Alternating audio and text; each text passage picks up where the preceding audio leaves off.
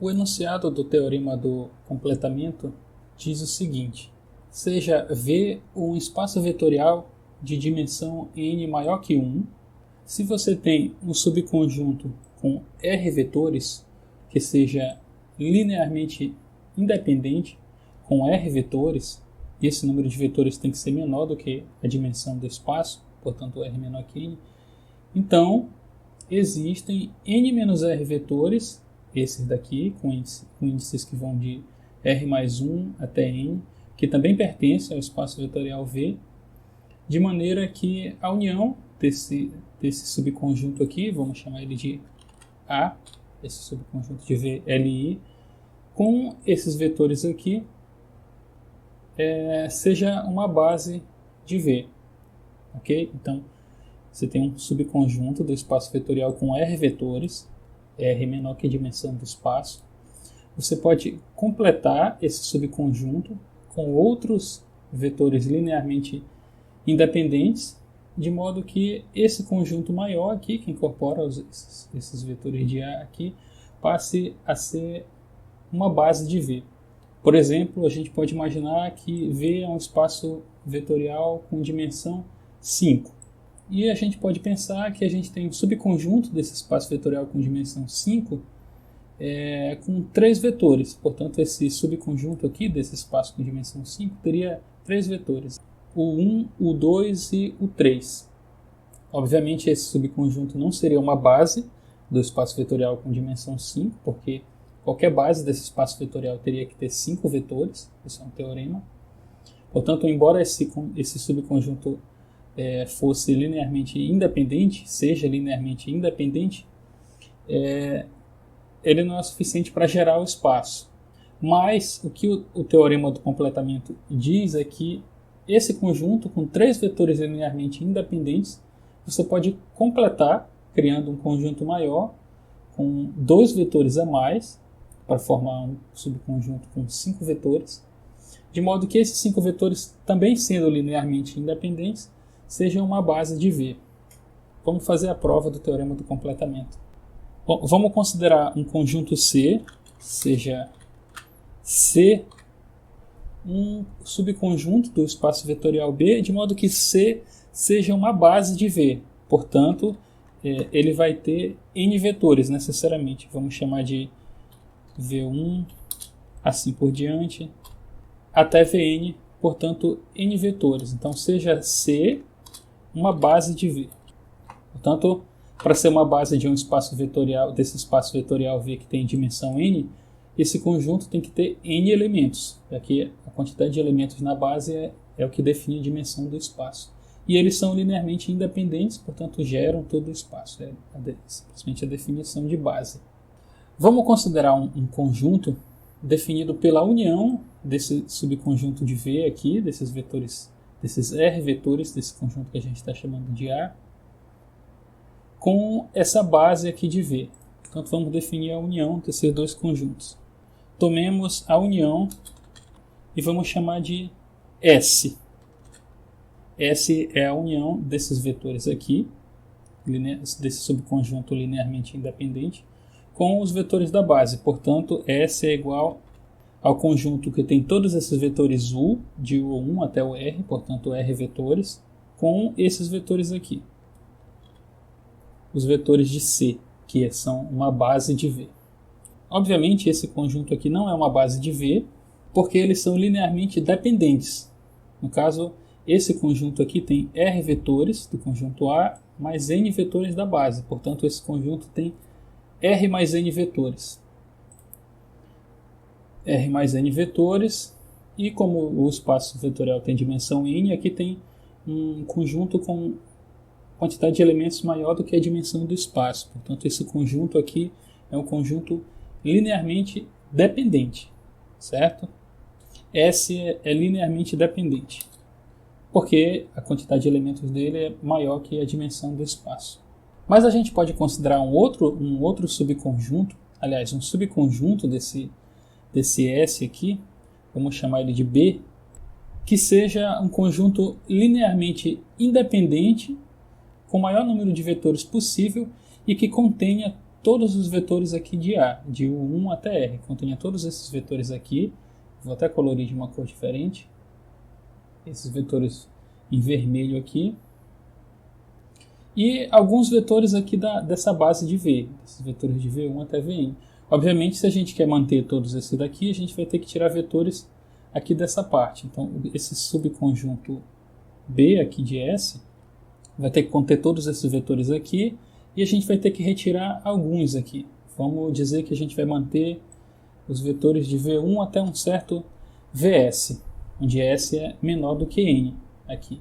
E, obviamente, esse B é um subconjunto de S. E B é um subconjunto linearmente independente com o maior número de vetores possível. Bom, existe um teorema que garante que o maior número de vetores possível em um conjunto linearmente independente de um espaço vetorial que tem dimensão n seja igual a n. Portanto, se a gente quer que esse conjunto aqui, o conjunto B, tenha o maior número possível de vetores e que esse conjunto seja linearmente independente, o maior número possível é igual à dimensão do espaço V. Portanto, esse conjunto B aqui, esse subconjunto B, tem que ter n vetores. Então, a gente tem R vetores aqui, são os elementos de A, e tem S vetores aqui, são os elementos dessa base C aqui de V. Portanto, a gente tem R mais S vetores, isso tem que ser igual a N. A gente tem o seguinte, R mais S tem que ser igual a N, portanto, esse número de vetores aqui, esses S vetores que você precisa para completar esse conjunto, tem que ser, a partir dessa expressão, passo o R para cá, S tem que ser igual a N menos R, que é a quantidade de vetores que você precisa para completar o seu subconjunto para definir uma nova base. Portanto, essa quantidade de vetores aqui, esses S vetores, tem que ser igual a N, a dimensão do espaço.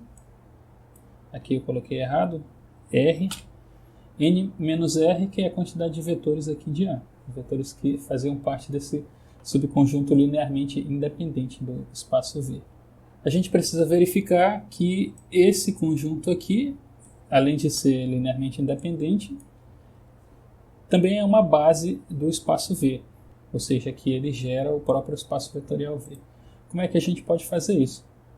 Bom, obviamente, esses vetores aqui, de V1 até Vs, que são linearmente independentes, podem ser escritos como uma combinação linear desses vetores em B. Portanto, desses n vetores aqui da base, uma certa quantidade S você pode gerar como uma combinação linear desses vetores de B.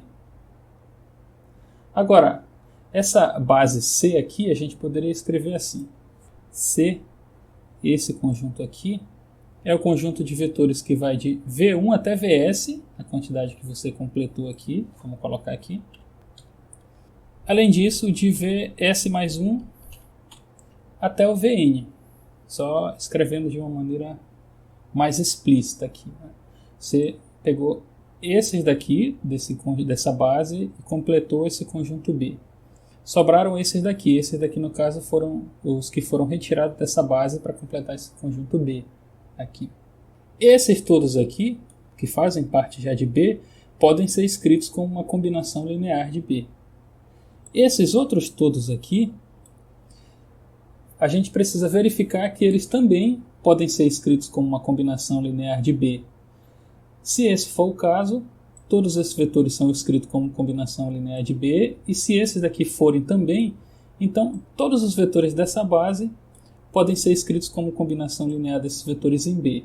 Como C é uma base, então necessariamente B seria uma base também. A gente só precisa verificar que esses vetores aqui também podem ser escritos como combinação linear de B. Vou marcar eles em verde aqui. Esses daqui. Esses outros aqui já fazem parte do conjunto B, portanto podem ser escritos como combinação linear dele, né, já que eles estão contidos no conjunto. É imediato verificar. Para verificar que esses outros também podem ser escritos como combinação linear de B, a gente usa a seguinte propriedade, que lá no livro é a propriedade 6.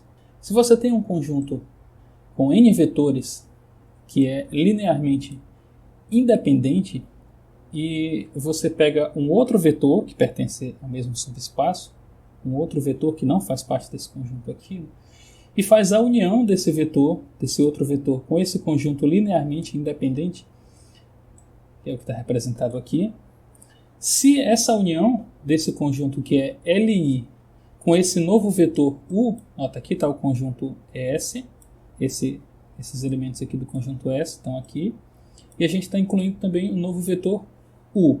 Se esse novo conjunto for linearmente dependente, ou seja, antes da inclusão de U ele era Li, após a inclusão de U ele passou a ser LD. Se ele passou a ser LD, então o vetor U é uma combinação linear dos vetores de S aqui, certo? O vetor U pode ser gerado pelos vetores de S. Então, se esse conjunto aqui ele é linearmente independente e possui o maior número possível de vetores para ser linearmente independente, significa dizer que se a gente acrescentar qualquer outro vetor aqui, nesse conjunto, ele vai passar a ser linearmente dependente, por conta dessa propriedade aqui, que é a propriedade 6 do livro.